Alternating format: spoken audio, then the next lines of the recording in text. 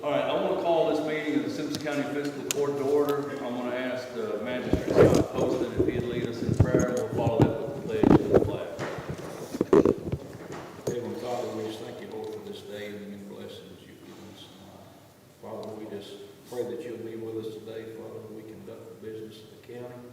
Father, we pray that you'll be with law enforcement, both local and state. Father, be with our servicemen and women, both abroad and here in the States, Father.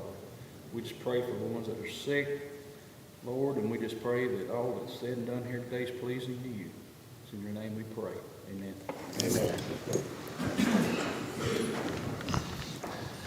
Pledge allegiance to the flag of the United States of America and to the republic for which it stands, one nation, under God, indivisible, with liberty and justice for all.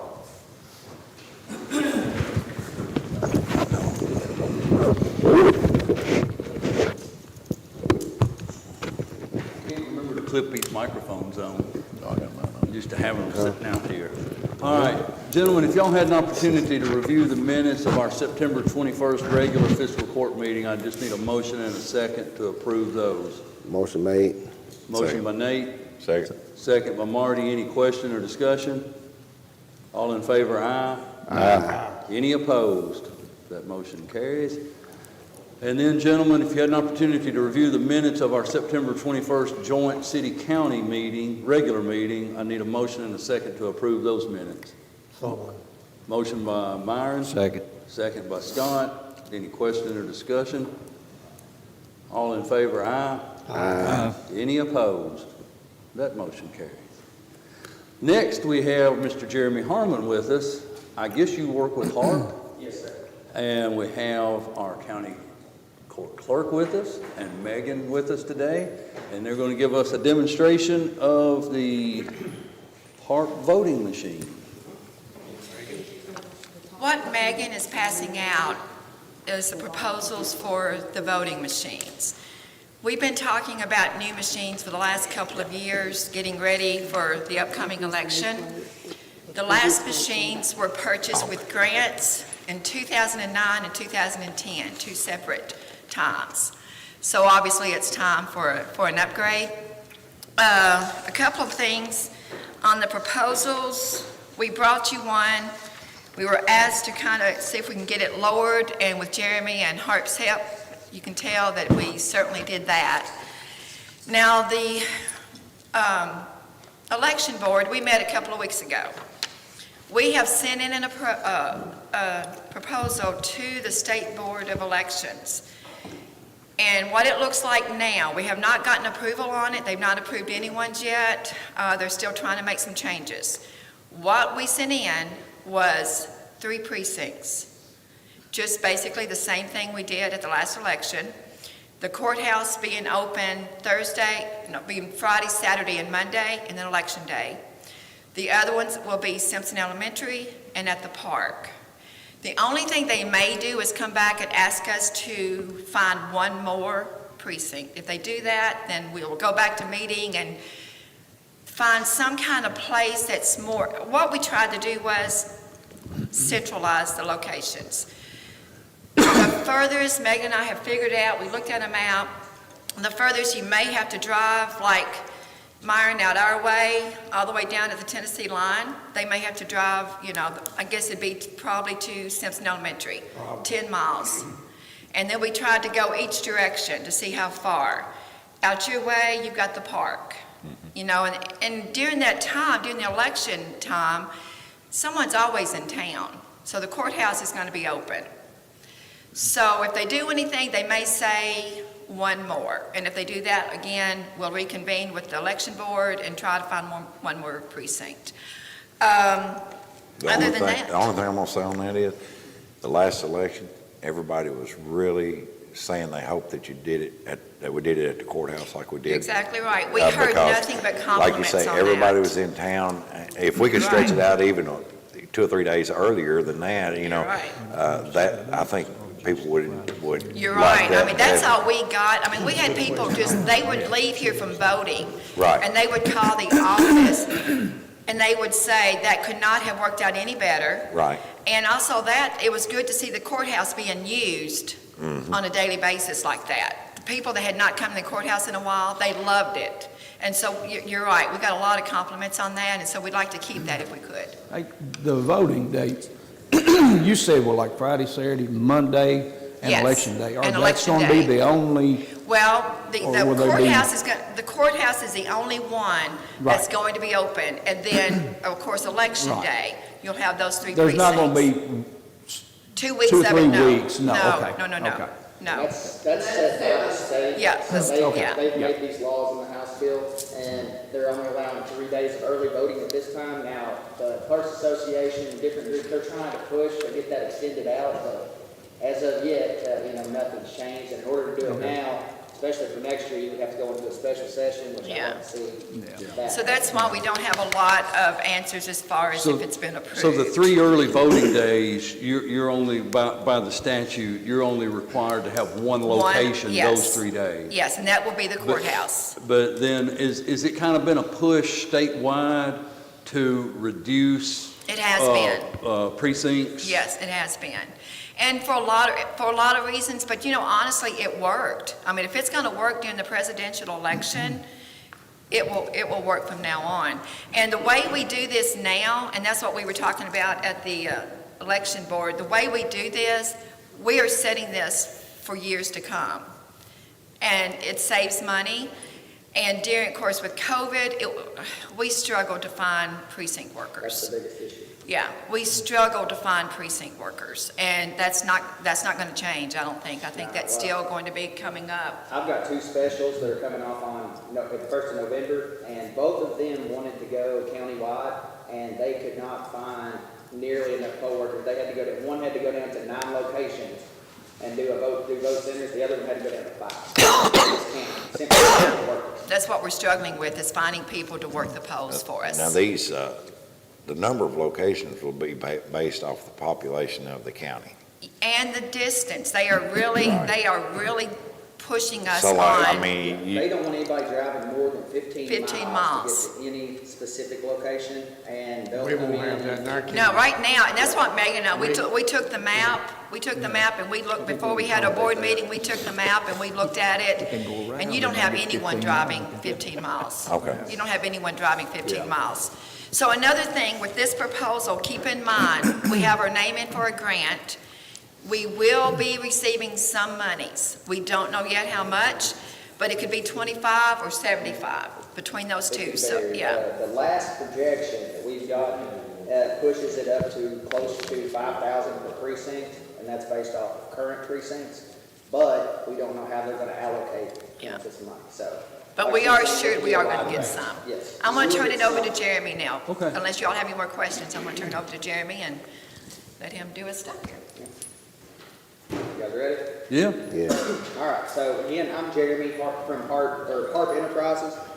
So the equipment you're looking at today. Are you gonna walk around the equipment there? Yes. Do you mind to pull that microphone out of the stand and take it and talk into it? And the reason I ask that is we're being broadcast live, and people will say, well, I can't hear a word that guy's saying. All right. No problem at all. And so your current equipment was manufactured by Hard Civic. Okay, so you've got your eScan and your eSlate. That means you have a hybrid system currently. What that means is you have one piece of equipment, the handicap equipment, which is your E-slate. and JBC, that is an electronic unit, which means it stores votes within itself. Okay, your scanner, of course, is just the standard scanner that scans a ballot, a hand-marked paper ballot. Okay, so what you're looking at here, this is called Verity. All right, so Verity is this layout of Verity is a 100% paper-based system, which takes you away from any electronic system. Okay, and that's been a big push from most states. They want everybody going all paper. And the reason for that is because we can open this up at the end of the night. All of your votes are going to be held in your scanners. So whether you're using a handicap machine or not, you're going to get a paper ballot to scan through that scanner. Okay, so when you're looking at these, this is the handicap accessible device. Okay, this is called the Verity Duo Standalone. And what it is, it's not a voting machine. It is a ballot marking device. So it's there strictly for handicapped voters. If they need any accessible features, then they can come up and use this unit They put a piece of paper in here. They make their selections either on their screen or using this, which was put a controller, the same one that was on your JBC and Dow. It's also accessible for them. And it can be pulled out now and laid down into their wheelchair. It can be connected to a sip and puff, jelly paddles. It has audio capabilities. Plus they can use their hands, and it's also a fully capable touchscreen. Okay, so you can make your selections on here. It then pulls the ballot through, prints it out on a piece of paper. Okay, so again, it's 100% voter verifiable. They can look at this piece of paper and say, all right, this is who I voted for. If it's not who they wanted, if they made a mistake, then they can always spoil this ballot before they vote it, receive another one or a second chance to vote, and move forward from there. Okay, but again, the key here is this is a ballot marking device. It's not a voting machine. It's not storing votes. That piece of paper is then going to be scanned through the scanner. All right, and at that point, their vote has been counted.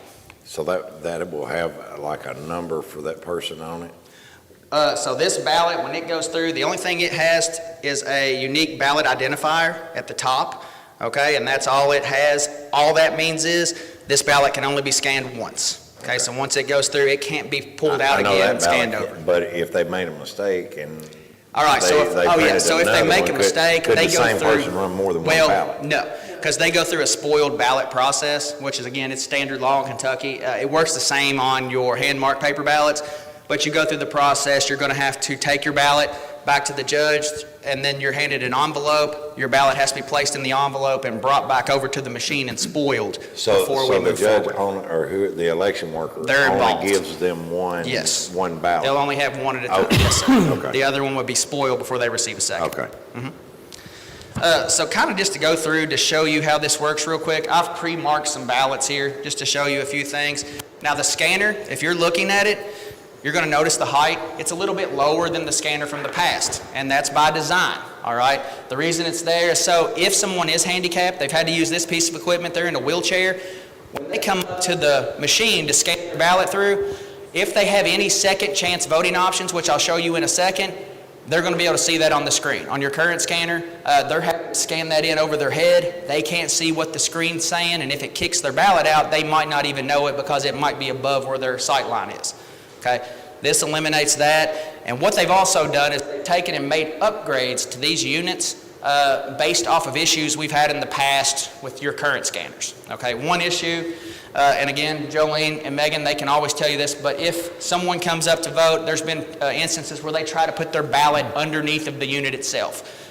It doesn't sound like a big deal, but it happens all the time, and if that ballot gets underneath of the unit, you might never find it. First off, and by the end of the night, you're going to come up and it's going to show you being off one ballot.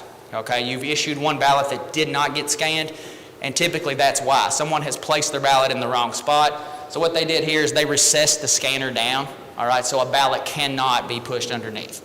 Another thing is people jamming their ballots into the tub and spoil ballot hole on the side of the tub. Again, doesn't sound like it would happen a lot, but it actually does. So what they did now, they moved it up to the front where the poll worker would definitely be able to see it, and they put a spring-loaded door here, okay? That way if somebody actually was going to try to do that, they would have to work in order to be able to do that, and hopefully your poll worker would be able to catch that, okay? So they've eliminated that. They've also placed runway lights here on the front, showing someone where to put their ballot, and it's also showing them on the screen itself. All right, so as far as the voter goes, your typical voter, 99.5% of your voters, they're going to fill out a hand-marked paper ballot just like they have in the past. That ballot's then brought to the scanner. Okay, the ballot goes through, and to them, it's going to look very similar to what they've done in the past. You're still going to see your American flag, and they know that their vote has been counted. All right. Now, I was speaking to you earlier about second chance voting. These units have a lot more capability than what we've had in the past. Second chance voting just means if I've made a mistake on my ballot, it's going to tell me on the machine what I've done wrong and what the outcome will be if I send it through. You'll have the option to send it through as it is, or again, spoil that ballot and receive a new one. So on this one, I've done a few things. You can see the second race down, I've made a dot. Okay, I've just made a dot there. And what these are referred to and what the machine does is it sees those as marginal marks. And it just means that, yeah, it's going to count it, but it's also going to tell them on the screen, hey, you know, you might want to pull this back out and fill that box in just to ensure your vote is counted for the person you meant to vote for. Because what could happen is, if this happens to go to court at the end of the day, if this ends up going to court and they decide they're going to do a recount, a judge might pull these ballots out, and as they're hand counting them, look at that and say, I don't know who they meant to vote for, we're going to strike that vote. We're not going to count it. Okay? So that's what they mean by that. But I'm going to mark this, or run this through, and I've also not filled out the back of the ballot. So this is a double-sided ballot. I didn't fill out the back side. In the past, it's let that go through, and you can ask them. I know they've received phone calls after the fact saying, hey, no one told me there were city races on the back of that ballot. I didn't get to vote, okay? So this machine is going to kick it back out, and it's going to let them know on the screen. So second chance voting, you can see what's happened here. So the first one, state representative, one or more marks may be too small. Marks that are too small may not be counted. All right, so the machine's going to count it, but it may not be counted afterwards if the judge sees it and he can't determine how to allocate it. So the next one says blank page. You did not mark any choices on your back page. So of course this voter would have the opportunity at this point to remove their ballot, take it back, fill it out correctly, and then come back up and scan it through. The other option is, if the voter doesn't mind those mistakes, they're fine with those races going through the way they are, they're always able to hit this button at the bottom that says cast ballot as is, and that ballot goes through and drops to the bottom. But at this point, we've let them know, we've alerted them to the mistakes that have been made and allowed them the opportunity to fix it. So HARD is big on second chance voting because we want everybody to get to vote for who they want to vote for, okay? This last ballot, I just overvoted it. Most of you know what that means, but I just voted for more than one person in a vote for one race. Typically, this happens in a vote for 5, or vote for 6, vote for 8, for city council races, things like that. But a lot of times we'll get people that make check marks, and sometimes their check mark will get into the box above or below. But this machine will catch that, and it's going to kick it back out, and it lets us know again, hey, you've overvoted that race again. It can be sent through as is. If that's the case, what happens is it takes the ballot as it is. The only race it won't count will be the one that's overvoted. Every other race will be counted as it is. So if you send it through as is, it will not count your vote for the race where you It won't count the double vote. Yeah. So how does it work then? I mean, I'm assuming if it's that smart, it understands like in the city commission races here, where it says you can check up to 4. Yes. That if you've got 4 boxes checked in that column, It'll count it. it'll Yes, count them and send it absolutely. through. But And if you have check the 5th one, then it's going to kick it back out. It's going to kick it and let you know that you've checked What too if many. you only check 2 or 3? Undervotes will go right through. Undervotes go through. Yes, because there's no issue with an undervote as far as the law sees. Okay. It's an overvote that I mean, causes that's an what I was issue. gonna say. It's not gonna flag it like, oh, you didn't vote for Yeah, enough people. no, you can still skip, races you want to skip, but it's just going to come up and let you know that if you've overvoted. Now, what if, because this is a question I get a lot of the time, and I have no idea, because I don't Yes. know anything about it. Okay. What happens if someone comes in and they check the party box? Straight party ticket. Yep. Straight party ticket, but then they go down and they still check a box Below. for someone in the opposite party in Yes. the box below. How does that work? So the way that this works is, if you mark a straight party ticket at the top, then of course you're telling the ballot you want to select, if there's say you're marked Republican, you're telling the ballot if there's a Republican available, I want to vote for that person, all right? Now, if you go down to say your first race here, you don't want to vote for the Republican in that particular race, then if you go down and mark Democrat, then what it's going to do is it will count the Republican in every race except for the one you mark below. What they do is what happens below supersedes what they've marked above. Okay. Okay, so if they go through and vote for the Democrats in every race, it's going to count what they've marked below. And what a lot of people, the mistake I think a lot of people make, especially in mail, and what I've kind of noticed is they'll mark up here in straight party, but I think a lot of times they confuse that and they think that means they're telling you what party they are in. I think you're right. I And think that a lot happens. of people think that they're Yes. asking you, are you Republican or Democrat? Yes, And you're filling like out you a box would, whether you because, intended to or yes, not. and because you have to do that in the primary, you have to let them know. So that's what people do, I believe, but anything they mark below supersedes what they've written on the top.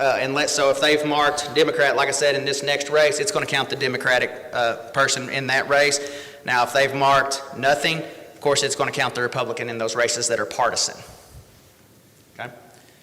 So another couple of things about the scanner. So the scanner, as it boots up, it takes a little longer to boot up than it has in the past. It's about a 4.5 minute process.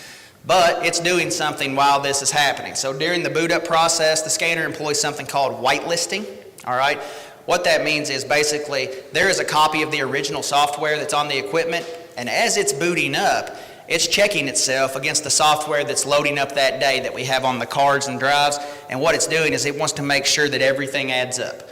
All right, so it's looking at the old software, the original software versus what's opening up today. If something's off, say someone's came in and they try to manipulate the machine by adding a drive or something in the back, it's going to catch that. Okay, it lets us know, hey, this machine's been tampered with, and it will stop during the loading process and let us know. Okay, so that's what whitelisting is, and that's what, that's a big feature to have as far as security goes for your voting equipment. Now, as far as the way that this works, so on the inside, you can see here I've got two different, they look like thumb drives, okay, they are encrypted drives. The top one is called a V drive, okay, the V drive is what is sitting in the machine right now, and it's what records our votes, okay. So when you're looking at the scanner, they refer to it as a triple redundancy, all right, because we've got our hand-marked paper ballots, that's one form, all right, of our ballots. We've got it stored on the machine, okay, that's a secondary backup form, and then we've also got it stored on the drive, and the drive is what's brought back at the end of the night from the scanner to be read into the computer system to be counted, all right, so we can always go back if there's any question or recounts, and we can go right in here. We've got the original hand-marked paper ballots that were voted by the voter that we can go through and count and make sure, and we have that happen, from election to election quite often. All right, we go back and do recounts. They always come up what they were before, okay, even when you go back and do a hand count. Now, the key, what this is, the blue key, that has the database on it. So when we write at HARP, when we write the database out and have it checked off, this is what the database is held on. So when we come in to set the equipment, we have to use the V drive. We place those in the machines, then we come back with the key. The key then allows us to tell this machine what it is. Okay, so we're going to tell it that it's voting center 1, it's going to be able to take every single ballot. Okay, and that's kind of the way we have to set it up as far as vote centers go.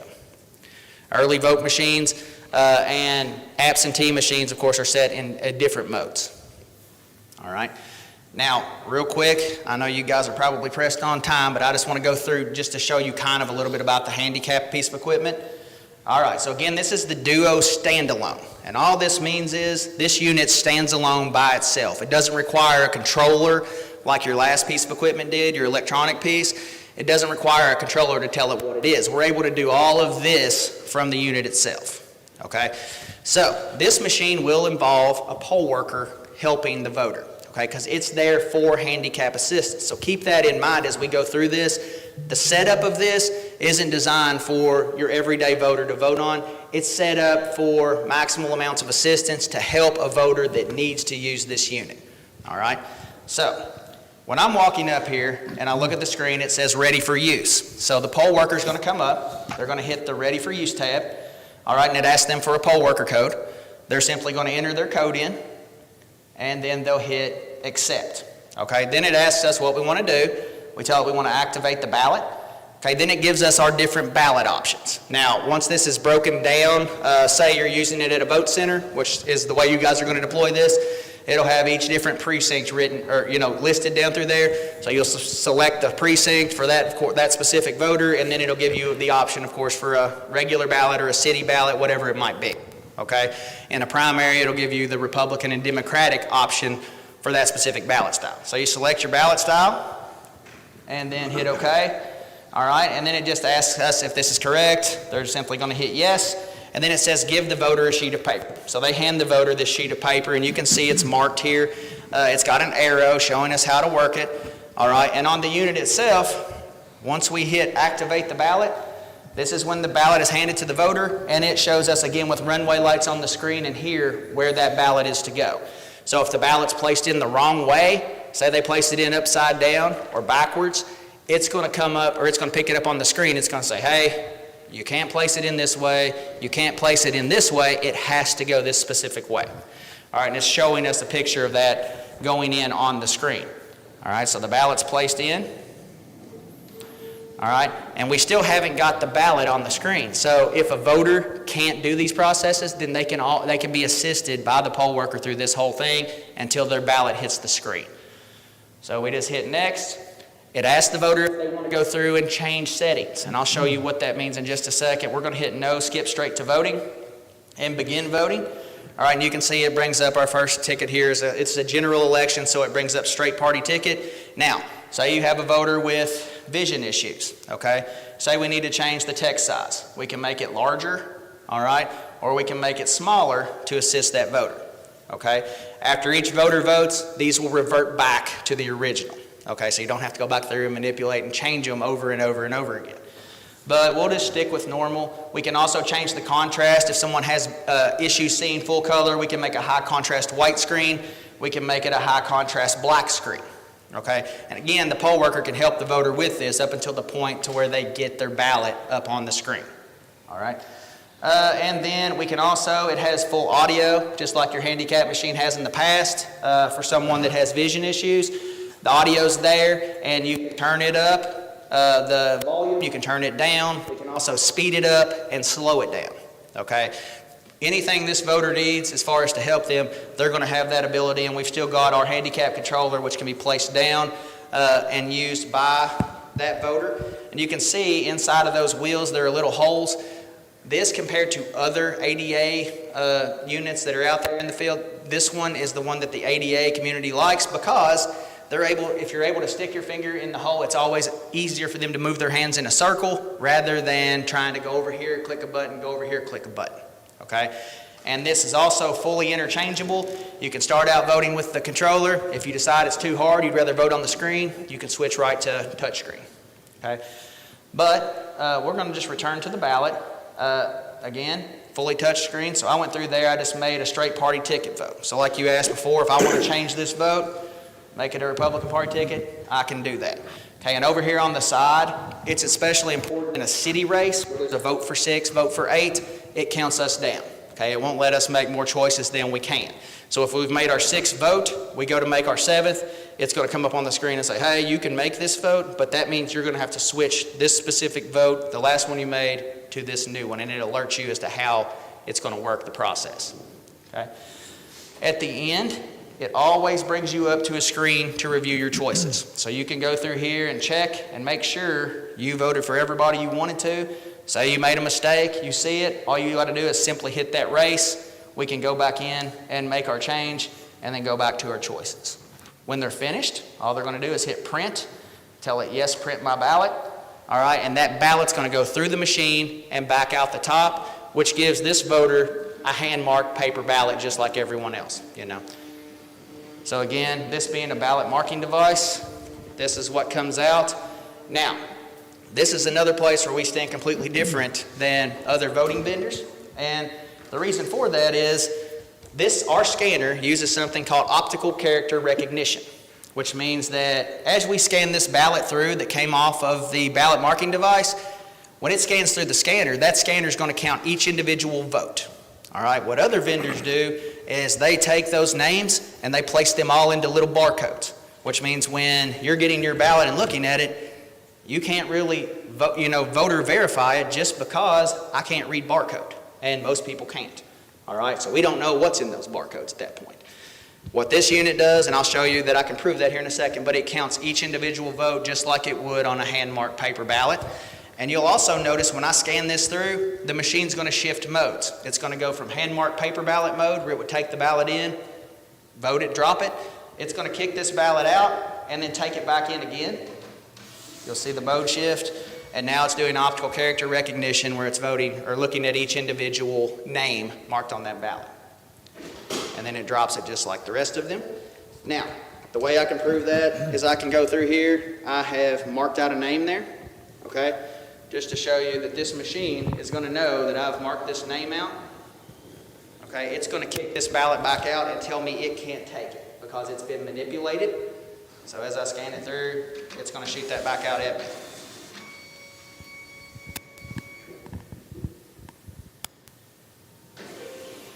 And it tells me, and that just proves that, you know, it is reading each individual vote. It's not looking for a barcode. Now, again, that barcode at the top, all that is a unique ballot identifier. It works just like the barcodes on your hand-marked paper ballots. It's just telling me, or if I tried to scan that through again after it had been accepted, then it's not going to accept it. What would happen if you pulled one of these out you already scanned through that's fell down? Yes. And run it through again? Let's see here.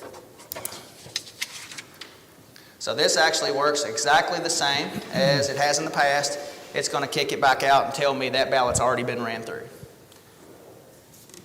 And that works the same way on your current equipment, and that's how, you know, if we've had in the past, you know, an issue with a ballot not being counted, say there was a paper jam, we're at that point able to scan ballots until we find the one it will accept out of the bottom of the machine. Again, that has to be done with a judge's order just to find where that missing ballot was.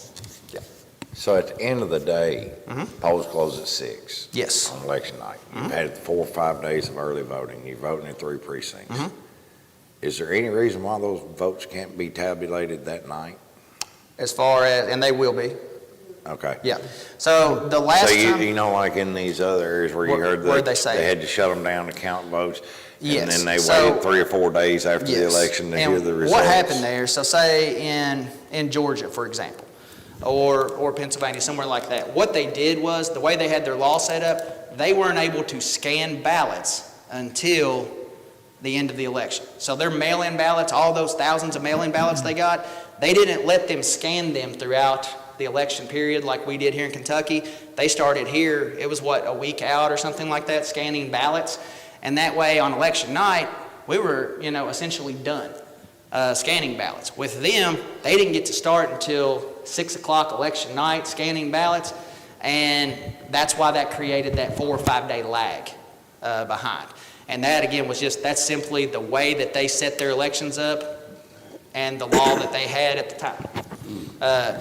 But we will count them election night. Everything, the way I understand it, in Kentucky, everything's done election night. Okay. You 'Cause know, that's what people want. yes. They Well, want to that's know what- election night. I feel like that's what, you know, everyone wants. Yeah. What is the lead time on these machines? So like, obviously we have a May primary, what's the date on it? I don't know. It's usually May 6th. It's usually right there in the first week of All May. right, so what's the lead time if we said, okay, yes, we need to get these machines?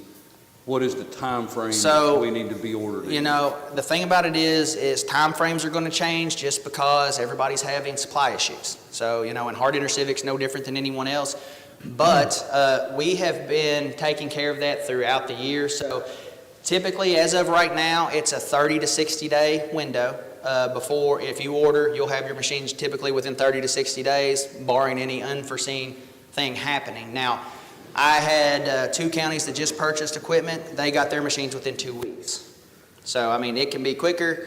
It could obviously slow down. If everybody orders machines, you know, at the same time, it's obviously going to slow that time frame down a little bit. But if you order it this year, this calendar year, I don't foresee that there's no way you wouldn't have it by next year. We have to keep in mind also vending machines. We will have to have extra training. Yep. When Now- will we know, Jolene, about the precincts and the grant? When will we know that That's information? in the hands of the state board of elections. I got an email last week that said no one had been approved yet because I think they're still talking about some changes they may want to make. So honestly, I don't have a clue. It's in their hands. Does this number have us covered even if we have to add one more precinct? The number of machines? I don't think so. It is based on what the three is count for special This is based on things in each three. precinct. So we would have to.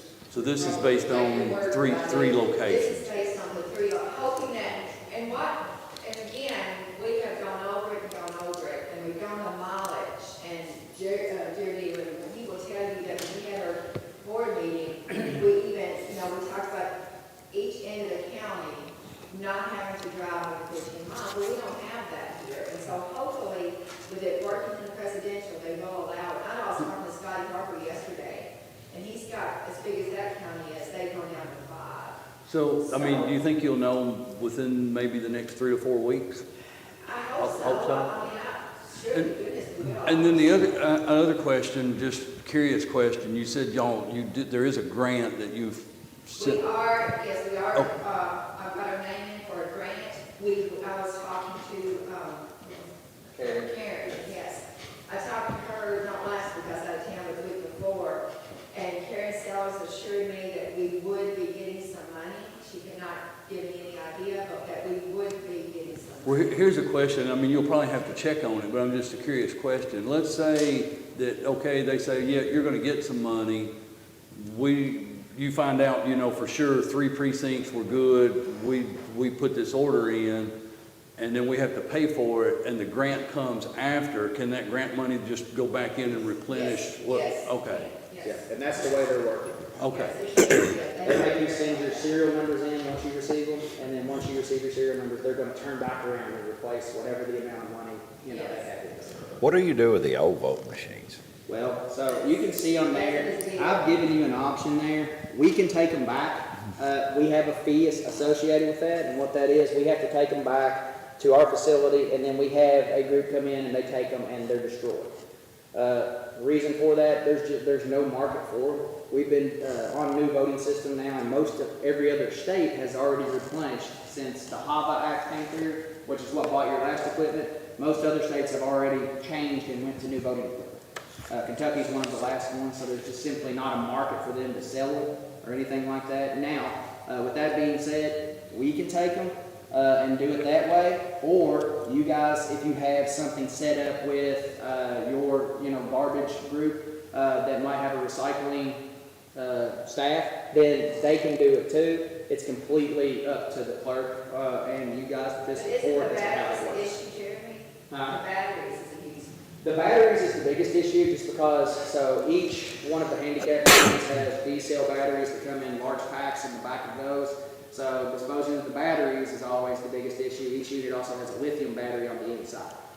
So disposing of batteries is going to be the biggest issue you'll face. That's been the biggest one we've faced. We have to pay a lot more to get rid of batteries than we do So- machines themselves. So what is the expected life of these machines as far as if there's an upgrade, is that something that can be? So as you can see, the platform, the way that they design these is not the same as they have in the past. Right. They created them on a common platform, which means that their life is going to last a lot longer, just because we can come through and make minimal changes to make upgrades. So as far as upgrades for software, things like that, that comes through just like it has in the past. Software has not been an issue. We've already went from, it started out on a Windows 7 embedded, and now it's up, we had to upgrade them to Windows 10.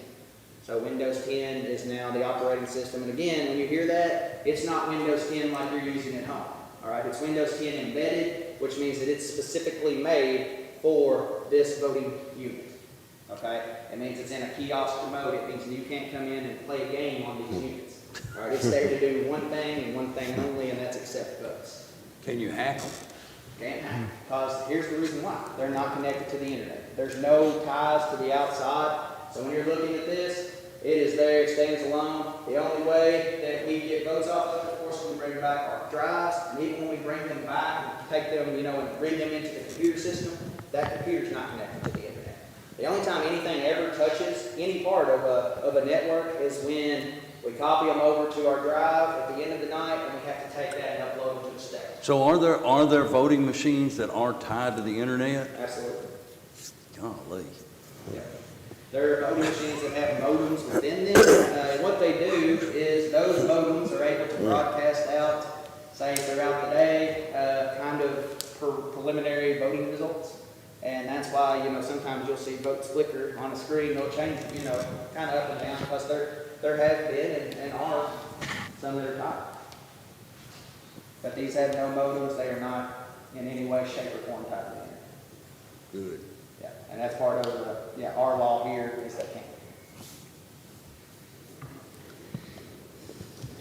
One more thing I'll point out, the scanner and this unit both have lithium-ion battery backup. They're rechargeable. It recharges when it plugs into the wall. Okay, so if your battery's ran down to say 10%, when you plug it in, it's going to start charging it that day and it'll charge back up. So say you have a power outage, we'll be able to continue to vote just as we have all day. Currently, we can't do that. If the battery or the electric goes out, we can't scan ballots, whereas now, we'll be able to scan them for a 2-hour period after the, power goes out, and hopefully we can get it restored during that time frame. If we can't, we can always pull a battery from a different unit, one of the spares, take it out there, plug the battery in, and we're back up and running. So you'll be using the same system as far as scanning a driver's license to find out where somebody, so you don't have to buy a new system for that? I like that. I mean, it was real simple. I mean, it used to, Well, and it's gonna be key using vote centers, because using vote centers, they want us to have precinct-specific results coming off these vote centers, and that means we have to have precinct-specific ballots, which we didn't last year. But with using those 10X machines, we're able to come up on the screen that's able to tell them the exact ballot style each voter's going to get. And the way they scan those, like if you come in and voted one day and scanned your driver's license, and you try to come back in a couple of days and do it again, you're going to get kicked back. Like, nope, I'm sorry. How do you handle someone who does not have a driver's license? You can manual entry. You can search for them. Yeah, based off of their date of birth. And then I guess there's some way they're kind of blocked off or checked off, so if that individual were to try to do something, it's flagged again. And it's happened every election we've used them so far. People have tried to come back, whether they forgot or whatever. It's happened, because I've seen it. And They forgot. I tried to vote 5 times. I forgot I was voting. and that's typically what you get. I forgot. Now, let's say about the precincts on there. Say if a person is first-time voter, or they just moved in the area and they got signed up, but they forgot what precinct that they're in, and they hit the wrong precinct on there, how would that work now? All right, so you're talking about on the handicap accessible unit? Yeah. So the precinct they're giving is going to be based off of what comes up on the iPad. So on their e-poll book, so that's going to tell them what precinct they're voting at before they ever get to the voting Oh, machine. okay. And so if the poll worker were to select the wrong precinct, as long as they caught it before they scan that ballot through, then they're good. But that comes more on the poll worker. They're just going to have to know, and that's where these poll slips come into play. You can have poll slips that sit there that you hand to the voter. The voter then will take that, either to get their ballot or to the handicap accessible machine, and that's what the poll worker's going to look at when they're selecting their precinct and ballot style. You're talking about forgetting to vote. I forget if you answered this one question. Okay. The life expectancy of So you're these. looking at, it will last as long or longer than your current equipment. So you're looking So we could at- expect 10 to 12 you could years at expect- least. Absolutely, yeah. And just like your handicap equipment, it's 16 years old. The only thing that happens during there is typically software, things like that, and that can all be changed right there on the spot. So, if something like that happens, their team can come in and change that. I'd say what we need to do is see if we can get the grant and see if they will determine how many places we need to vote at, and also check with Waste Management to see if they can recycle them. I mean, that's a couple $1,000, but it's a couple $1,000. It's been about 50-50. Different counties have different waste management groups. They're able to help. So we can check on that. I think the biggest thing of that one though, Marty, would be just determining if we need another poll. But I think the grant thing is kind of out there. We know we'll get some, we just don't know how much. But even if we get it after the fact, it will come back to replace whatever money we've spent. We need to determine whether we need additional machines for a fourth polling. That's what we're waiting on. So these numbers are based off of 3 precincts. Three. What would you add for a If fourth? they make it work, if they told us that we needed one more, we could make it work. Because you're getting backup, right? Yeah. Like a spare. We've got spares in here, so we can make it work if they determine that we need one more. So would you need, 3 more machines? I mean, how many more machines would you need? I'd say 4. Would you say 4, Jeremy? or what? It just depends on the size of the location, but I'd say 3 to 4 scanners. You would only have to have, so the key with these, the handicap or piece of equipment, you only have to have 1 per location. Okay, because they're ballot marking devices, they're not voting machines. And it's the standalone of what we're looking at here. So we're good there. You should be good there. So the extended days that we may get to vote So about would help 25,000 considerably as far as extra. buying extra machines, correct? No, at the top. And what conversations you've had with the person concerning the grants, I'll make sure I wrote this down. We might be able to receive anywhere from $25,000 to $75,000. 25 to $75,000 Okay. is what Karen Sellers has assured us that she said We will get one or the other or in between. Yeah. We will be getting some money, can't tell us how much, they're still working through that, and as far as the precincts, I feel good about the 3 precincts, because if it worked during the presidential election as well as it did, I cannot see it not working for the other elections, and so I feel good about the 3. I just want to put it out there that they may ask us, and honestly, I don't know where it would be, because right now, the way we have them located, you know, we're looking at each section of the county, we pretty much have it. So I don't know exactly where. So we're looking at the courthouse, the park, and the And school. elementary. But even if it's on into November or December that we turn the order in, you feel pretty sure we would have them in time for the clerk's office to go through the training and be ready for the May election. And that's another thing as far as the way that this works. Once you get it set up, which is easier to set up than your old equipment, the poll workers love the way this handicap equipment sets up. But once they've got it up to this point, it's basically old hat for the poll workers. Everything else works the same. We've got books that go through. I mean, it's literally down to word for word. We've manipulated those books several times throughout the past elections to make sure that what they're reading is what they're doing, and there's nothing else in there that throws them off. What is the warranty on these, Jeremy? So they have a 1-year manufacturer warranty. Is the way that their warranty comes off, and that seems to be pretty standard across the board. The only other thing that I am looking for our office is the iPads that you scan the driver's license on. They have these chargers, you can get anywhere from $1,000 to $1,500.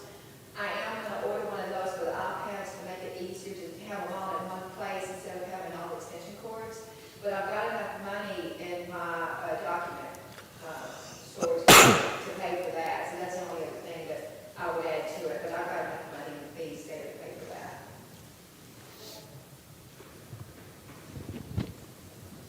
Any other questions? I mean, I'm not going to speak for everyone. I think everyone's good. It's just, I think we should wait and see.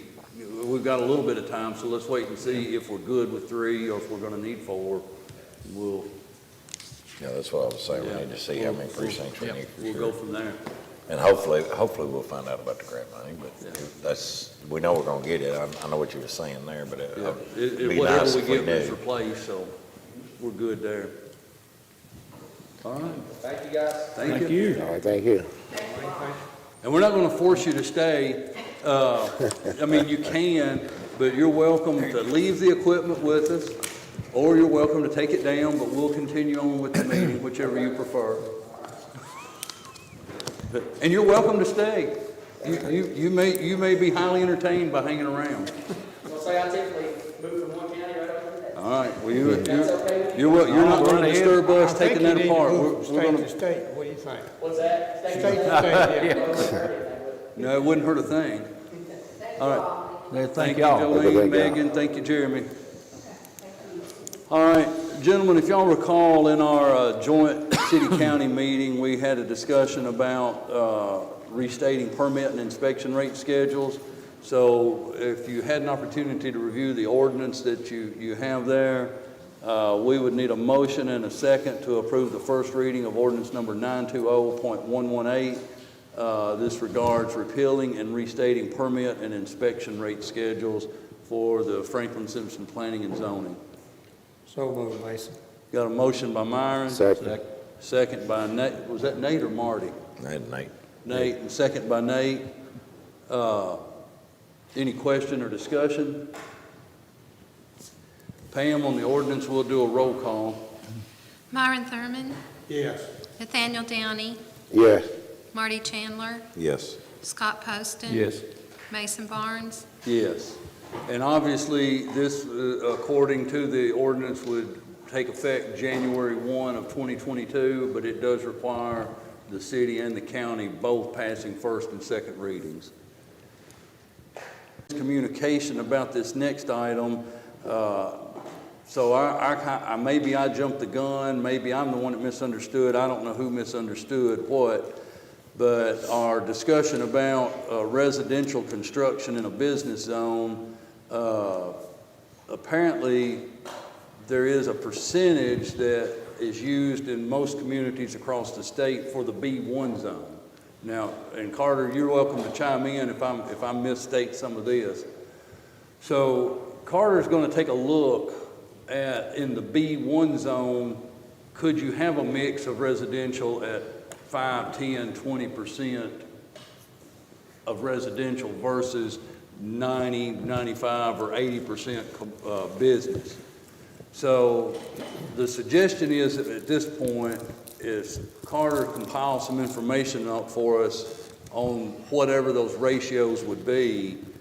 But in the meanwhile, that we place a moratorium on allowing any residential building or construction in a B1 zone until Carter gets us a report back and we make a decision on that report. Now, this is multifamily dwellings. This would be Correct. all, anything, if you look in the planning and zoning regs from B1 to B5, anywhere in there that it allows any residential, because Carter, I think I'm right in saying there are some business zones that even allow single-family residential, correct or incorrect? I'm not aware of most.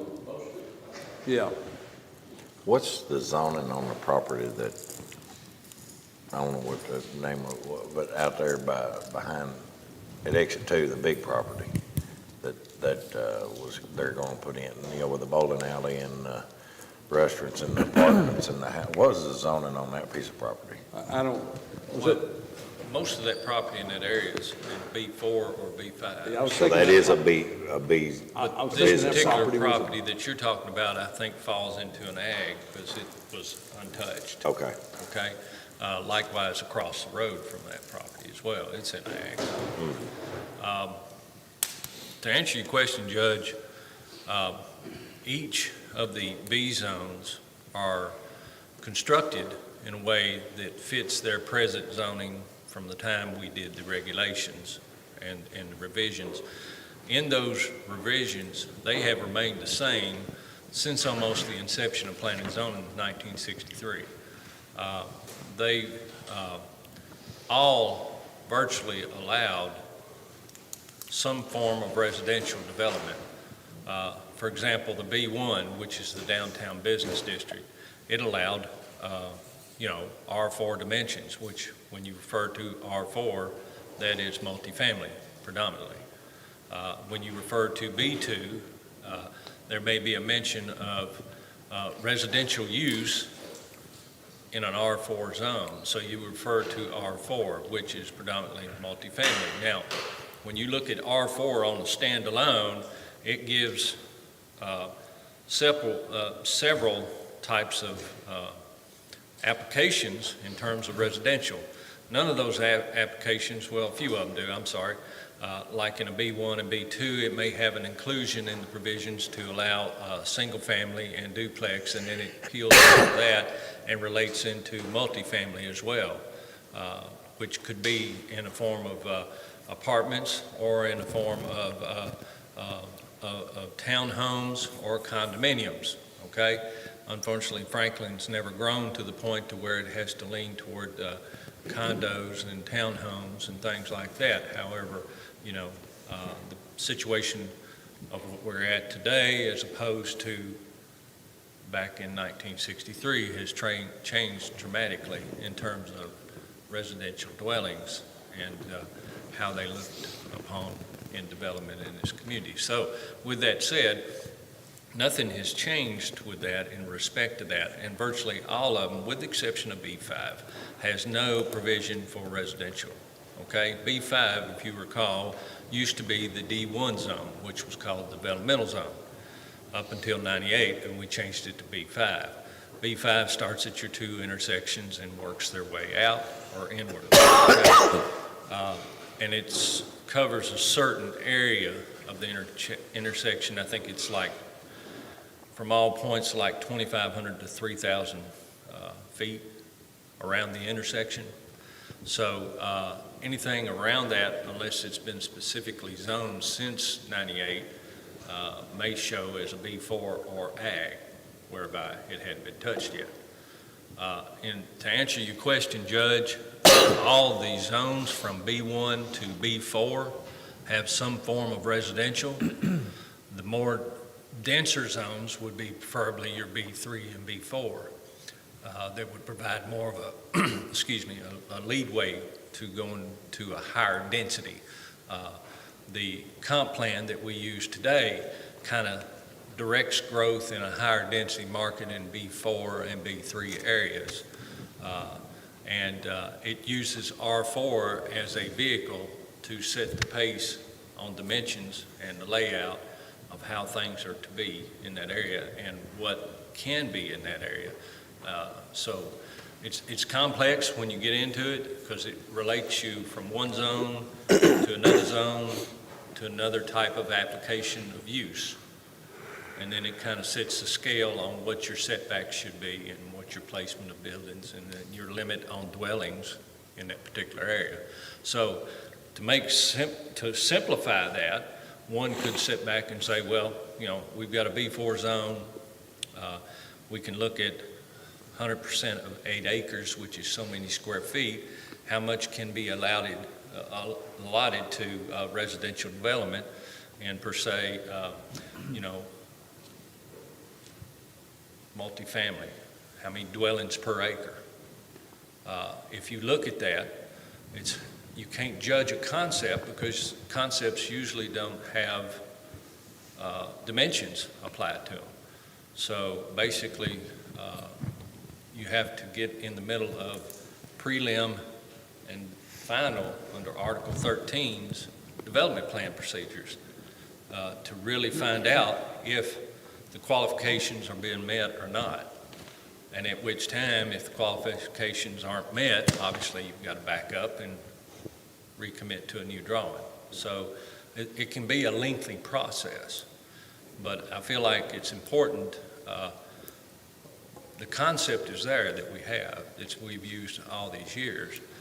We've just never had to go into that area because we've never had that many applications. But here in this last year, we've seen an abundance of inquiries and concepts and discussion about multifamily and you know, townhomes, and the language in terms of condos has come up several times. So with that said, I think if we look around in the community and find out what other communities are doing, it gives us a better choice, and the moratorium will get us a little breathing room to be able to make the logical solution choice, okay, for our community.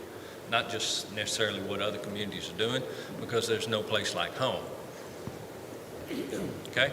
Yeah, I think, gentlemen, I think that all of us are in agreement, and I won't speak for the city, but they was in our meeting, I think all kind of are in agreement that we have to do, we got to do something so that we sensibly regulate our growth.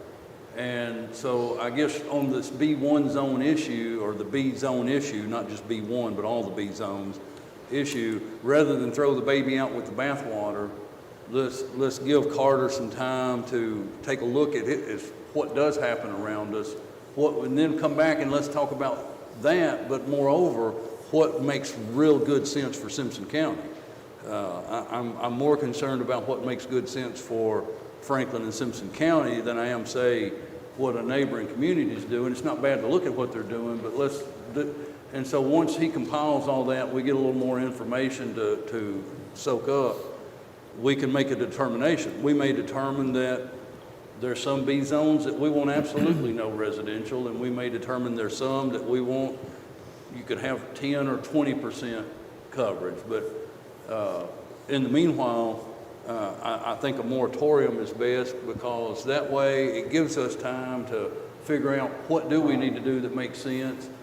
And I think we just unapologetically say to people, I'm sorry, but we're working on trying to get this right, and we're not going to mess it up while we're working on trying to get it right. How much time, Carter, did? Well, let me read to you what I've got. I've wrote down what I would suggest we make a motion to do. And I believe in discussion with the city manager, they're agreeable to do the same, that the motion would read something of this nature: pending the results of a residential/business ratio study, a moratorium will be placed on all residential building/construction in business zones until February 1 of 2022, or such time that action is taken by the Franklin City Commission and the Simpson County Fiscal Court based on the results of the study. This moratorium will become effective pending action of both the Franklin City Commission and the Simpson County Fiscal Court. So it would either be, Myron, to your question, it would either be the earliest of the dates, it would either be by February 1 of 2022 or such time that we take action. If we take action on or before February 1 of 2022, the moratorium would lift. If we don't take action until after February 1 of 2022, it would remain in place. Basically, it remains in place until both bodies of government take action on what we want to do with residential in a B zone. Obviously, we got property in the city, the people that already have got. If They you're could be permitted right grandfathered in. now, you will not be affected. I mean, But of course, we meet today, the city commission meets next Monday, so if we make this in the form of a motion and vote in the affirmative today, and they do so next Monday, then a week from today, that moratorium would be in place. how many people do you think this will affect? I'm just wondering, if this is done, will there be any upcoming projects that's going to be halted or?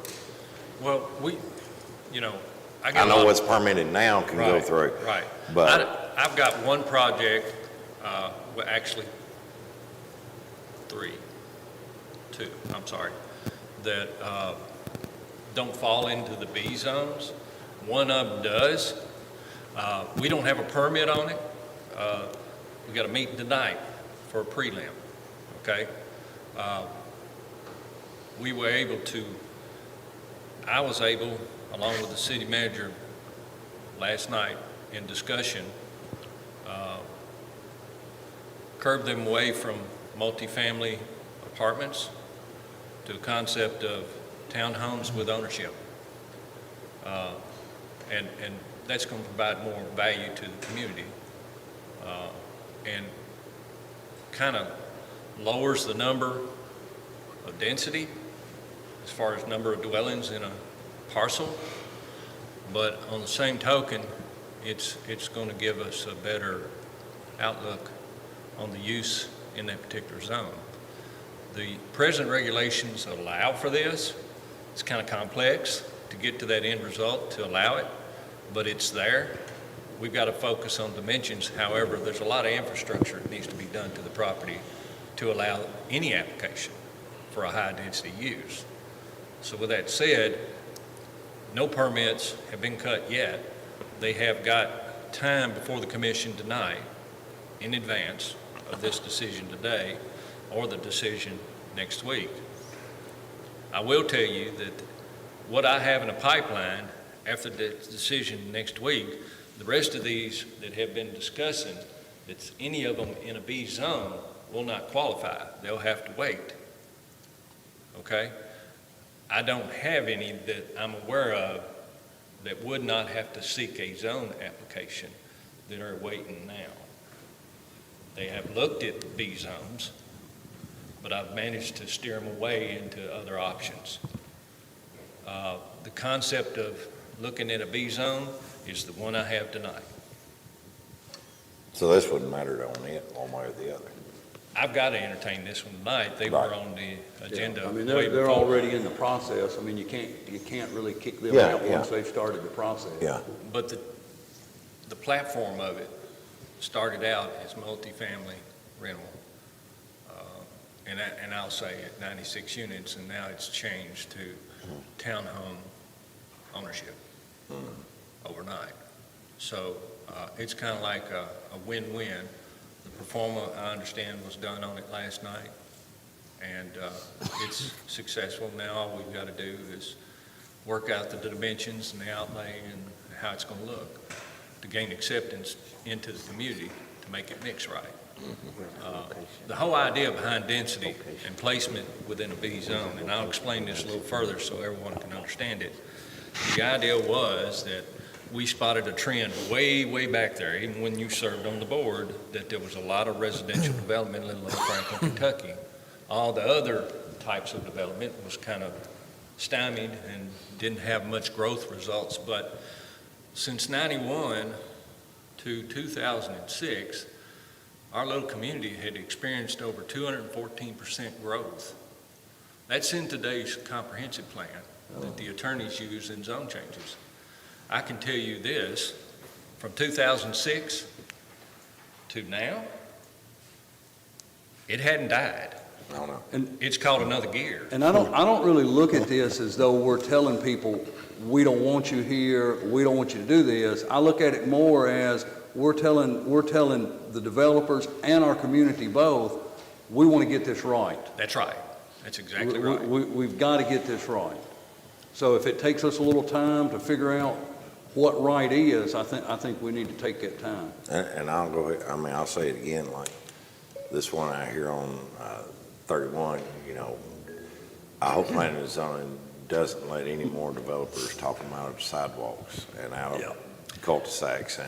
And I know what they're going to say. Well, there's not a sidewalk out on the road that it's going to. Well, there still needs a place for the people inside those developments to be able to get off the street. I can tell you, Marty, that in the city, the subdivisions we're working on, the regulations, that won't be an option. It'll be Right. sidewalks. Right. It should be. I mean, the developer should be responsible for anything like that, you know, I mean, and even if it, like, you know, I made the comment on that one out here on Peden Mill Road, that developer needs to be responsible for widening Peden Mill Road to 31W, because that's going to have a direct impact on that road. So that's the kind of stuff I would like to see. And that's planted another in thing zoning. we're going to have to work on is how do we assess impact fees? Yeah. Because I think we're going to have to start doing that. So that's just my thoughts on this stuff. But back to what the judge said about impacting the community, regardless of how we grow, we're going to impact our community. Yeah, absolutely. And that's something that's really serious that especially the elected officials need to consider greatly about how that's going to impact and what imposed charges should be made to that potential concept or proposed project. And the thing of it, you want to figure out how you do it and do it in a fair manner but here's the reality. Every development doesn't have the same impact on the That's right. community as every other development. Each one impacts differently. So we've got to figure out how do we fairly assess that.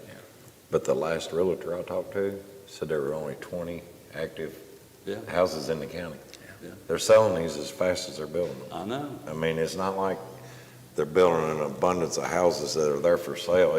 All this growth it's being filled up. Yes, it is. And then, you know, it's just, the community's going to grow. Well, the whole ultimate goal should be is to protect the character and the culture of our community. Yeah. And protect our prime farmland. That's always been, since I've been a part of planning and zoning, is those two main things is to protect those things. Yeah.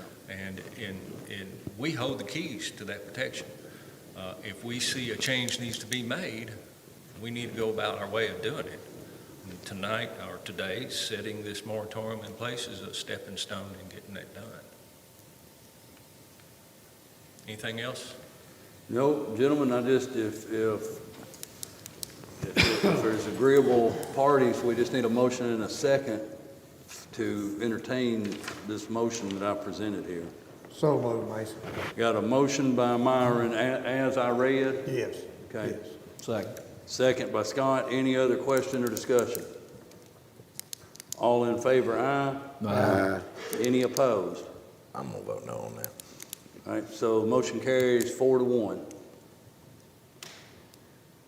Next, gentlemen, if you had an opportunity to review the receipt of the jail commissary, I don't know that we vote to approve it. I guess we just vote that we acknowledge receipt of it. I move we received it. Second. Got a motion by Marty to acknowledge receipt of jail commissary audit, second by Nate. Any other question or discussion? All in favor?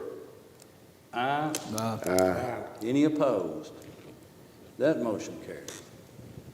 All right, gentlemen, if y'all recall, in the last couple of meetings, we've talked about our COVID payroll policy going forward beginning January 1 of 2022.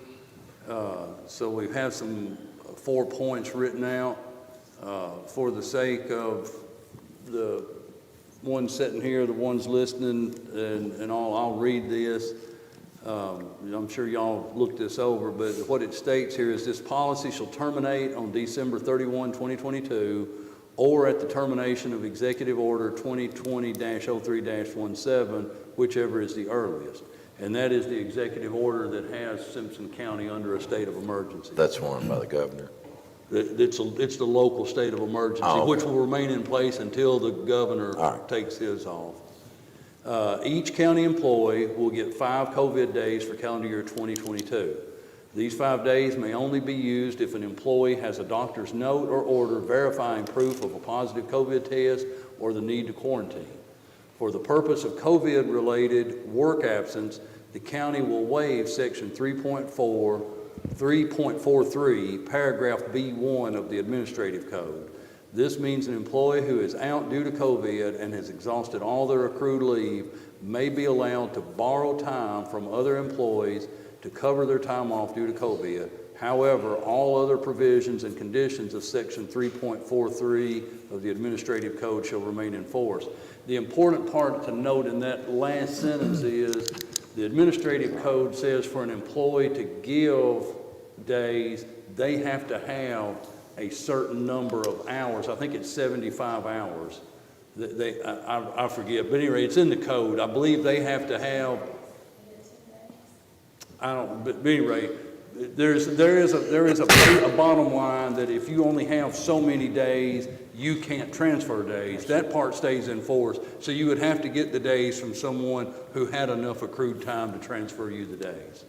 And the reason that we'll waive that one paragraph is because in order to get accrued time transferred from an employee to another employee, you have to have a 10-day absence, and you may only need it for 3 days. I mean, if you take your 5 days and then you're over the weekend, you may only need 3 days rather than being off the 10 days. So that's the part that's being waived.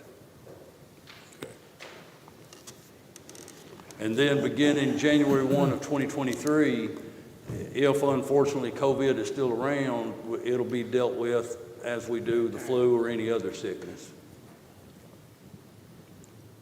Be dealt with by the next fiscal court. Yeah, which may be us and may not be us.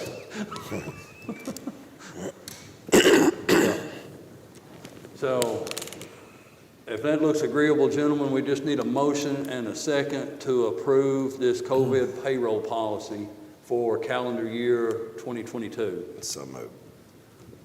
Motion by Marty, second by Scott. Any other question or discussion?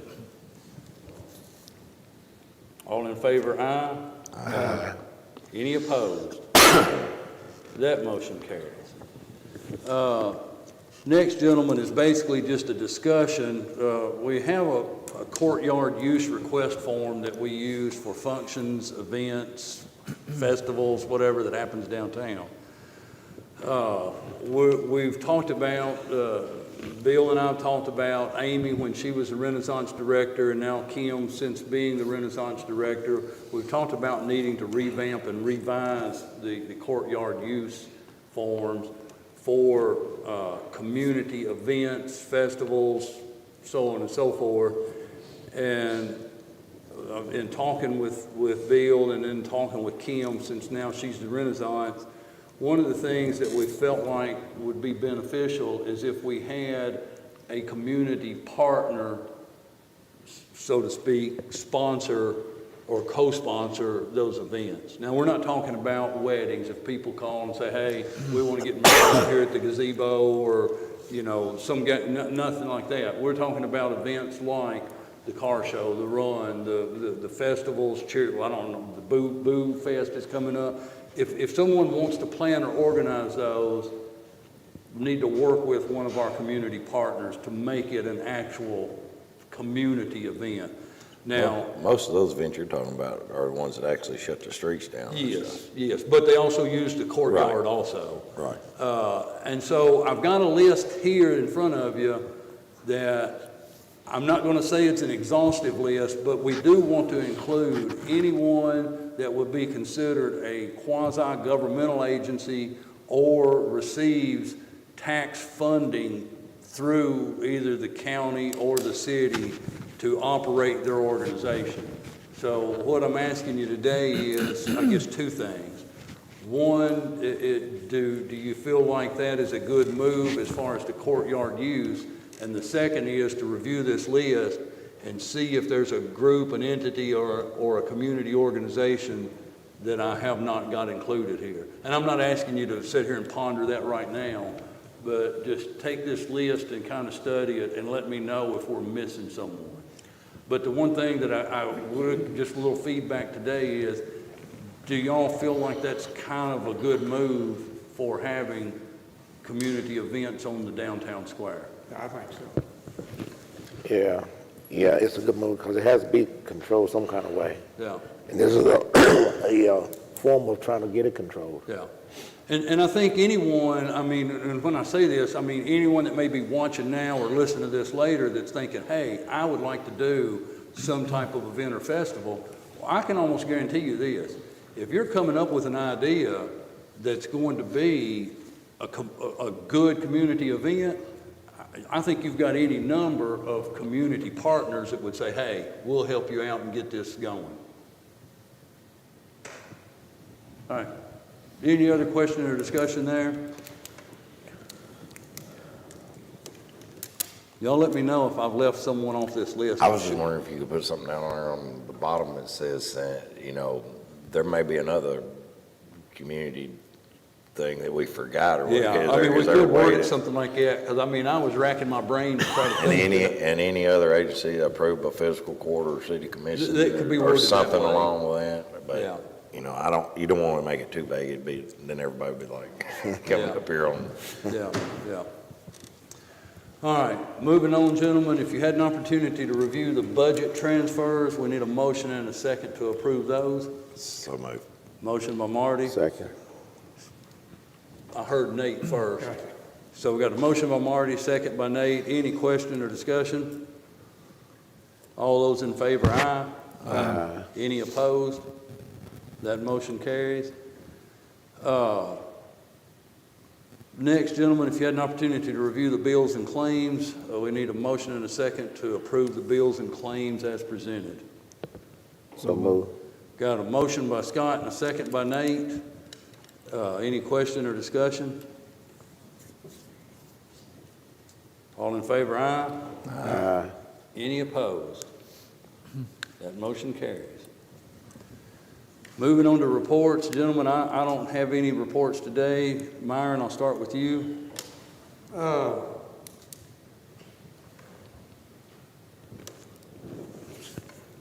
really. I think about that today. No, not really. Okay. Scott? I don't have anything.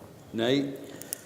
Not really a report, but, you know, just keep the teachers, parents, and kids in your prayers as they is on fall break this week, wherever they may have went. You know, just pray that they make it back home safely. Yeah. Agree with that. Marty? Yeah, and that would be for Carter, I guess. What's the policy on road sign, on these little signs like Macy's is putting up, look like 1,000 out through the county at every stop sign? What's the policy on the time frame they're supposed to have signs out? I know there's a sign ordinance in the regs, but what, I mean, if you drive from here to Gold City you'll see 20 of those things, and they're at every stop sign. And I noticed the other day when the guys were mowing the roads, they hit one of them, and that just scattered it everywhere, and that's not their fault. They couldn't see it. But if we've got it's that, and then there's some kind of foster care, about foster kids, there's another organization or staffing. There is a permit available for temporary signs. Unfortunately, none of these people ever come and buy that permit, so do what I do.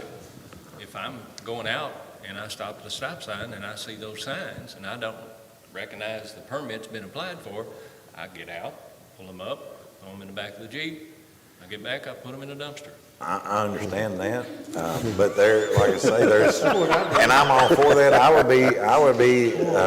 would like to see while our road crew is out picking up, pick up every one of those signs and throw them away, because it's trashing our whole community. I mean, every time you turn around, there's some darn signs. But I only have one temporary sign permit, and none of these are. The one temporary sign permit that I've got now is fixing to expire in the next 10 days, and it's out here by the car wash by Walmart. So that's the only one I've issued in the last 6 months. So Carter, how do campaign signs fall? Because I know Campaign signs have a exempt status, okay, certain time periods for the primary has been allocated in the regulations, and also for the, the final elections. Those are allocated in there in that time period. Those are exempt. Construction, okay, provided it's posted in where the site is being worked on. You can't go out here and randomly put one in a stop sign.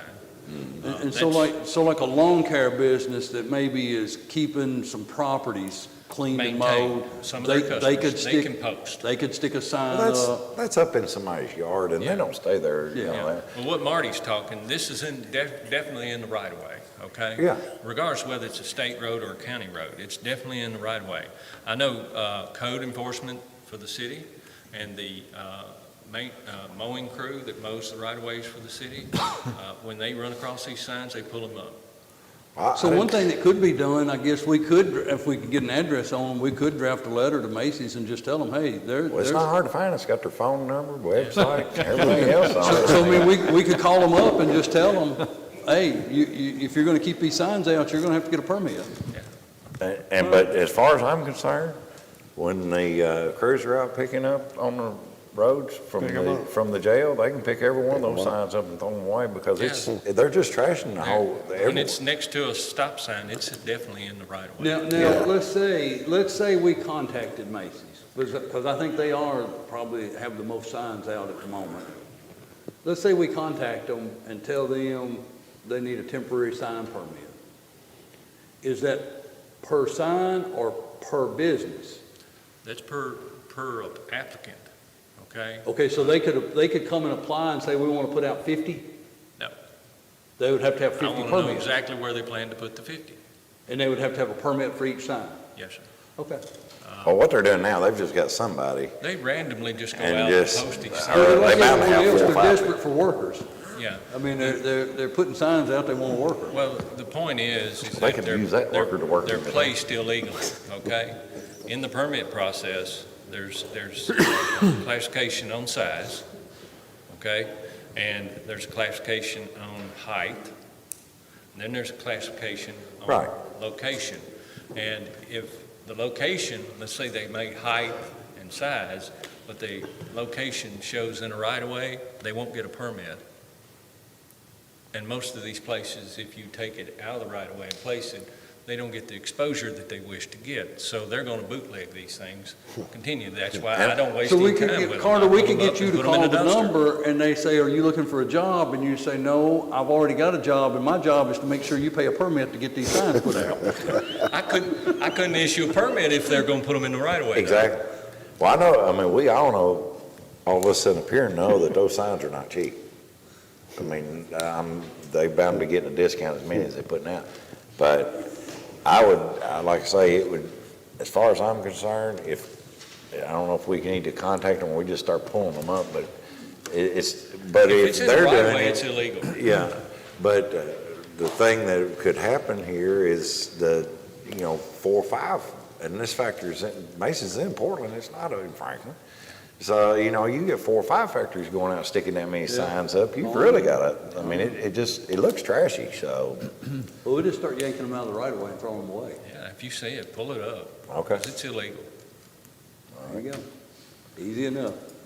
So if from behalf of the jail and the next, if you will, let Mike or whoever's, I don't know, is he the only one doing the roadside crew? Let all those know that if they see those Macy's or any of those signs in the right of ways, just yank them up and put them in the truck. And that takes care of that. Yeah. And that's, other than that, that's all I had. All right. Sheriff, you have anything? Yes. All right.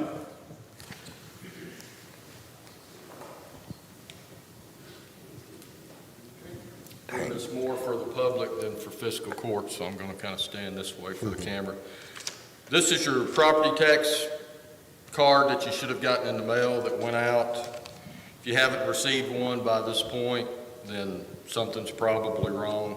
Sometimes these little yellow cards get stuck in junk mail that you might be getting and people don't realize they've gotten them. We've had a good response so far. October is the cheapest time to pay your property taxes because you get 2% off.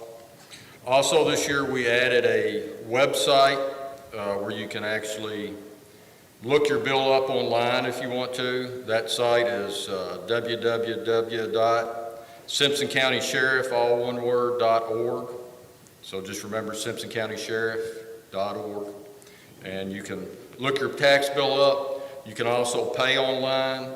If you do it with an e-check, which to the older population sounds like would be real hard, but it's not an e-check. You just put your routing number and your bank account number in there, and it does it for you. It's like a $2.95 charge to do that. You can also pay with credit card. The sheriff's office itself discourages that because you get charged 3% by the company that handles all that. So it's not prudent for you, but some people still insist on doing that. Also, just so you know, the tax base went, last year we were collecting $13.9 million. This year it's at $15.1 million. If you look at your card closely, it tells you exactly who gets your money. Breakdown is the state gets about 13%, county gets 11%, school gets about 61%. Extension service gets about 2%, ambulance service 4%, and library 6%. And those are approximate numbers because there's some percentages in there. They have the county on there at how much? If you divide it in, it looks like about 11%. Would that be correct? 10.5 cents per hundred, 10.1. or 10.1. Yeah, I said approximately, just rounded up. Okay. Yeah. Well, I want to get it approximately down to 10.1. Before we get a bunch of calls. Well, if you look at your card, or if you go online and look, it breaks down the percentage, the rate per hundred. This year, every district's rate is lower than it was last year. Some bills will still be higher because, keep in mind, the PVA office does the assessments of property. They value it, and every few years, property gets reassessed. So the value of your property could have gone up, which would make your bill more, but the rates themselves went down. Some that have not been redone this past year, because all property is not done in 1 year, it just kind of rolls through. You might actually see a reduction in your bill where some people may see an increase, but their property value went up. Any questions about tax time? Thank you. Thank you, Sheriff. Thank you. Brennan, anything with the jail?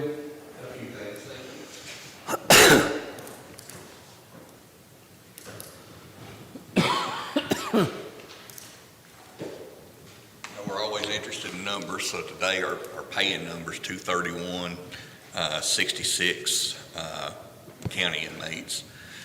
We're intentionally holding down right now because there's no court this week with that, so we expect an influx of county inmates. And then once we have court, then we can look to bringing some more folks in. I don't know if y'all received the money yet, but the House Bill 556 money continues to come in on the program completions. That was another $8,200. Before I forget, I want to thank Adam for fixing my computer so rapidly when I asked him the other day, and it's working great. And I talked with Mason yesterday. Eric had dispatched me to Illinois to review something that could place us on a path to self-sufficiency for the jail. And just wanted to talk with the court and see what y'all's opinion is before we invest a lot of man hours in it. With the current situation politically in Illinois, their governor has decided that they are a sanctuary state and will no longer house ICE inmates. And they're not inmates, they're detainees, ICE detainees, because they're being civilly detained, not criminally detained. Additionally, President Biden has said they will no longer work with places like Core Civic, your private prison facilities, for housing those folks, and ICE is looking desperately for folks who do a good job, and we have been recommended as someone who might be available to ICE to house some of these detainees. The important thing is they stay in jail. They're not released into the community. They would stay there until they are either deported, transported to another facility, or in a very rare circumstance, their family would pick them up once their case is settled and they have citizenship. The pay for this, depending on what level we want to get to, can range anywhere from $65 to $103 a day, where we're currently receiving $31, $34 on the state. And it would require some transport teams, but we also get paid transport fees. They pay time and a half for officer salaries for transport, 56 cents a mile. They pay for all medical except over-the-counter medication.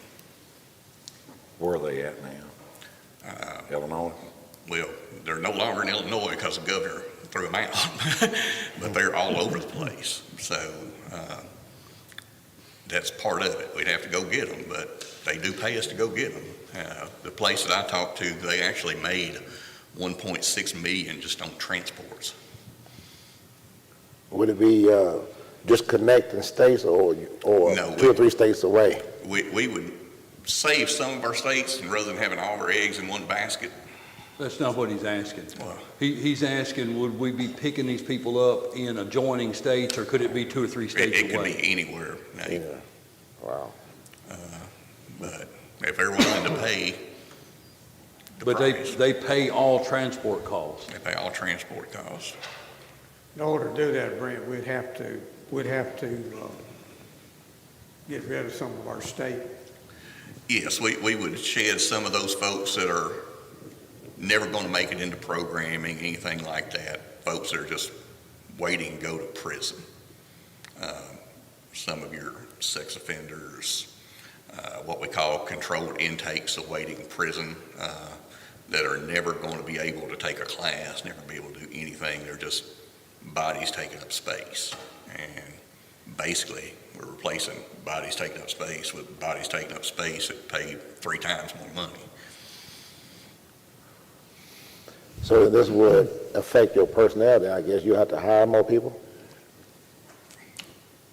We might have to, but if we're bringing the money in, I'm not afraid to do that.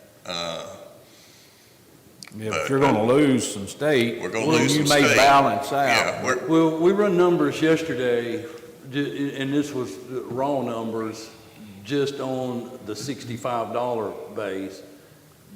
And you correct me if I'm wrong on this, but I think it's what I understood you to say.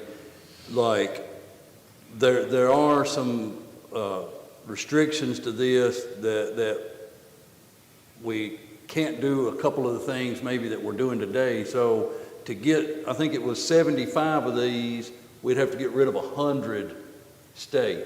But if you take the per dollar day difference on the 75 Right. and kicked out the other 25, you're still coming out at almost $1 million a head, 365 days a year. And that's without transport. Yeah, that's just the per diem to stay. So we're getting real close to self-sufficiency in the jail, and absolutely after the bond payment is exhausted, we would be there. Yeah. So At that's, what rate was you figuring, mate, or Mason? Well, if you take, if you take 100 at 31.34, you're $3,134 a day, 365 days a year, that's 1.143 million. If you take 75 at 65 times 365, you're at 1.77 million. So it's about 600 and some $1,000 difference. If you replaced 100 state with 75 of these ICE detainees. and that's at the absolute lowest rate. At 65, that's the low rate, and that's the lowest rate you would get. Right, Is and 65. we would want to shoot for that as close to the $100 rate as we could get. And who pays for this? I mean, where do these funds come from? Federal government, Okay. See, we're paying for the state inmates out of our state income tax, and we'll be paying for the federal inmates out of our federal income tax. That's kind of scary, isn't it? But they can't get out as far as. No work release, no anything.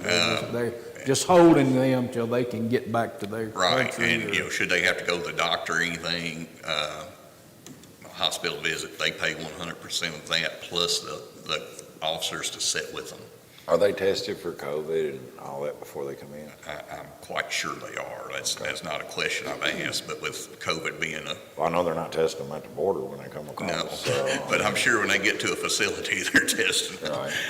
And they're not letting the Canadians come across the northern border either. Right. Keep those Canadians out. Yeah. But is this something the court would have interest in us pursuing to further? I'd be willing to look at some more on it. I told Brent yesterday, I don't see a downside to getting the information together on it. No. And obviously, of course, Sam's not here, but we would want the county attorney to, Sure. look at all the i's and t's and see, but I'd swap 100 $31 customers for 75, $65 customers. I would too, Well, particularly. and that would also help on your, you keep, there's always the issue of not having enough floor deputies for safety issues. So if you cut the number, cut inmates down, then that helps on that Well, rate. and then here was the question I asked Ratio. Brent yesterday, and I was blown away by this answer. My big question too was language barrier.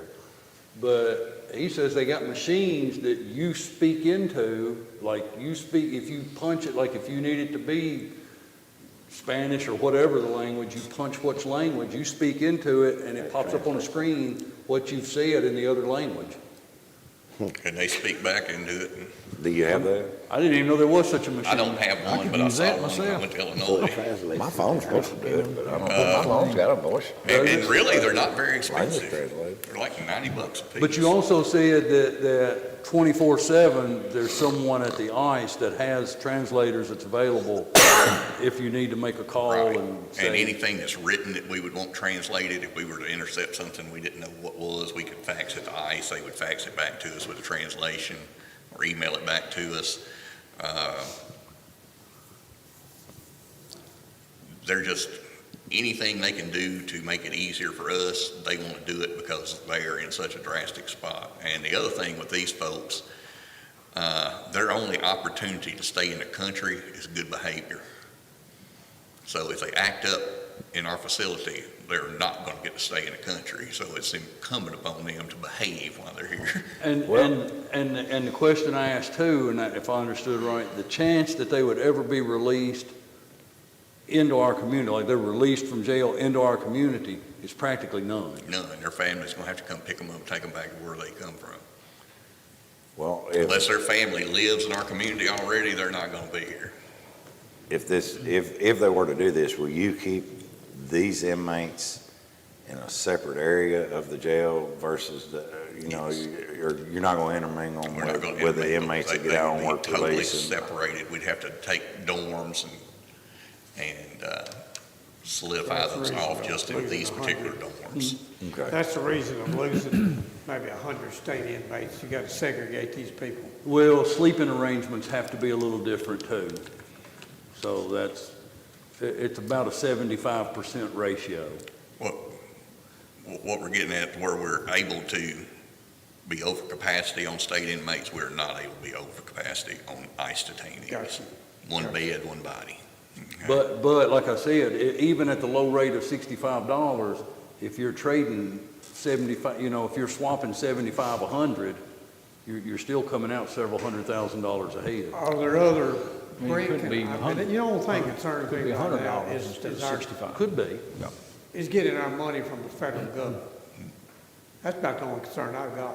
Oh, they're gonna keep taxing you, Myron, we'll get Is it. that what they're gonna They, do? they pay every month. My biggest concern was making sure we didn't get a bunch of immigrants in here or illegal citizens that Right. and you didn't know their past or anything, and they would somehow or another get released into the community. But if we're assured that they will not be, then I would be okay with that. Yeah, and that's what I told Brent. I said, I think it's worth getting all of the information. Yeah. Let's get it, take a look at it. Yeah. The And let our things that help attorneys, us It get sounds the, know, good if on the Sam's surface. good, I mean, you it know, sounds I- fantastic. the things that help us get the higher dollar rate is our willingness to pick up on a moment's notice. If they were to call at 2 o'clock in the morning and say, we've got 6 in Chicago, I need you to go get, we get a transport team on the road, which we can do that. If we've got adequate staffing, we can do that. The other thing is 24-hour medical, and if we're going to gain an extra 1.2 million or something, if it costs 200,000 in medical to gain 1.2 million, I'm good to do that. And again, the transport team, once they hit the road, They're it's paid. 100% reimbursed. Right. 150% reimbursed. Wasn't there, at one time, didn't the jail contract with somebody, or maybe the sheriff had this contract, there's somebody you could contract with to do transport? As prison transport services, or there are a number of companies to do that, but that's really not what they're looking for. They want somebody that's All I was thinking dedicated. is if you were in a bind, No, you might could use something like that if you were really in a bind and needed to. probably not, because those places require a certain amount of notice to get them going, Okay. and then they might be in that bus for 2 weeks, and that's definitely not what they're looking for. Okay. But there are, I think Boone County participates in this program. I know Grayson County had it at one point.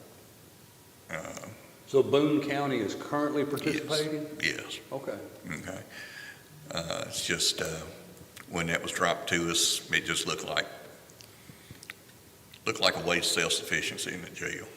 And I know it's been something we all strive for. We never did think we'd ever see a way to, so. Well, get us the information. Yeah. Okay. Yeah. Okay, and once we decide to do it, it's a 90 to 180-day process for paperwork, have people come in, check the jail out, things like that to get moving forward. Okay, Sounds good. anything else for me? Pick up the signs. Yeah, pick up sign. Pick up sign. Person that lives here, you said that these people cannot be let out into the community. Correct. Okay, what about, do their families get information that if they were in Chicago, do they get the information they're now in Simpson County? And do we have those family members coming down here, to visit them and to stay here because of that situation? I'm sure there'd be visitation allowed, but I don't think you'll have people just jumping up and moving just to be able to visit, when it's much easier to visit video like we do currently.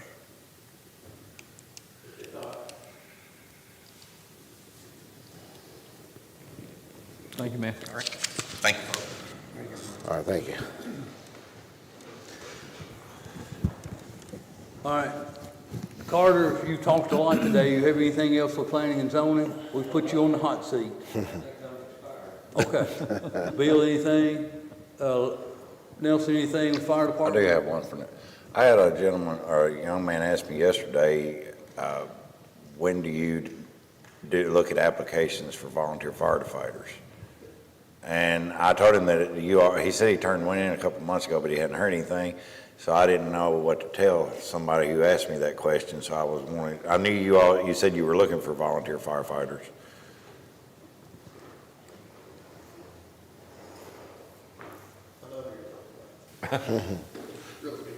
Yeah. Leslie and I met yesterday, and we're gonna try to sit down tomorrow look at the ones we have. Then we'll get a board of firefighters together. We'll go through the applicants. Once we do that, we'll bring them in for interviews. The ones that make the cut, we bring them back in, scare them to death, explain to them the massive amount of time that's tied up in this. The state, ISO, they don't look at a volunteer any different than they do a full-time. So the hours that they have to train, the level of training we've got to get them to keep them safe and to reach standards is the same for volunteer. The first level is a volunteer as it is for a full-time. Now, there's more once they go full-time, but so our plan is to meet tomorrow, try to look at what we've got, because we constantly get applications. Problem is, some of them don't realize, some of them want a t-shirt and a hat and want to run lights and sirens through town, and unfortunately, we can't allow that. So we look at them, check out their previous employment. We really do an in-depth background check. Well, I guess a simple the answer I'm looking for is how often do you do that? So if somebody turned in an application 2 months, do you look at applications every 3 months? Do you look at applications every month, every 2 months? I don't know what to tell somebody. It honestly is about a year process, because once we hire these people, then we put them in a recruit program that takes 10 months to a year. COVID has really messed with us due to the fact of they didn't have in-person classes for a while. Now, there's a lot of them we can teach. Leslie, myself, Matt White, Derek Slaughter are all instructors, so we teach them primary classes to them. The state has certain classes that only they allow to teach, and they have not had these. So our last class will finish October 23rd, 24th. If he can make the training, he'll be done. So we try to have one recruit course. In the past, we had done with people all over the board, and it is a nightmare, because if you bring somebody in the middle of it, they've missed the beginning. When you look at the applicants tomorrow, then it's going to be another year before you look at applicants again? Probably. Okay, that's all I needed to know. That way I know what to tell somebody if they ask me. We try to get enough that we've got a good group, because typically what we've seen, this is the third set that we've sent through this recruit program. Plano does it. They've had really good success with it. So we hire someone, they go through the recruit program, because they have to have 150 hours within 2 years or they start hurting us. So we get it done in between 10 and 12 months. Okay. We meet one night a week at least. If we can, we'll fit a second night and at least one Saturday a month that they train. That takes approximately 10 to 12 months depending on their work schedules, just different variables. Like I said, this year COVID has really put a hampering on us just due to not being able to get all the classes. But hopefully within the next month or so, we'll be contacting the ones that we picked out of who gave us the applicants. Typically, we start with 5, we'll lose 1 or 2. They realize we wasn't joking with the time constraints of how much it takes to actually be a volunteer. So I'm not sure the number we've got, but I know we have a couple that are pretty solid so far in the preliminary stuff that we've talked to. So if anybody is watching, if they're watching this, please get this in quick. Get to the fire department today or first thing in the morning. I've got a couple applications that we gave out that people haven't brought back, and that's typical. It happens all the time. We hand them out. We accept applications all year round. Typically, our process is we try at least once a year, just because we can keep them all together. Everybody on the fire department that's there now has been through this training. So they know what to expect when that firefighter comes off and we release him. They know the amount of training he's had and what he or she should be capable of, so. Well, there again, I don't know. You all do the fire department, I don't know, but if it's possible, I mean, if somebody turns in one like in November, it's, you know, they're gonna get tired of waiting by the next October, so if you had enough interest, maybe you could do maybe twice a year or something, it wouldn't have COVID, and hopefully lifts up some more we can do, but that's totally you all's call, I don't, like I say. A lot of it depends on how quick we can get them through the training. On top of that, if we do 2 separate classes, then I'm paying double overtime I understand. for each of those as well, unless they happen to work days and we can do it during the day. We try to take in every option we can to get people that are going to be willing. But we have found the ones that come in at the last minute, hey, I want to get on the fire department, don't typically last. I understand. The ones that have to wait and want this kid will last. I've got a couple that have come back multiple times. I expect him to turn out and be a good candidate. So I do too. Well, that's all I just had that question. But again, like you said, if anybody's interested, please stop by today, first thing in the morning, because we're planning on looking at them Wednesday and trying to get a game plan to get things started. So, Sounds good. thank you. All right, if there's nothing else, I just need a motion to adjourn. Motion to adjourn. Got Nate, got Scott seconded, all in favor, aye? Aye. Any opposed?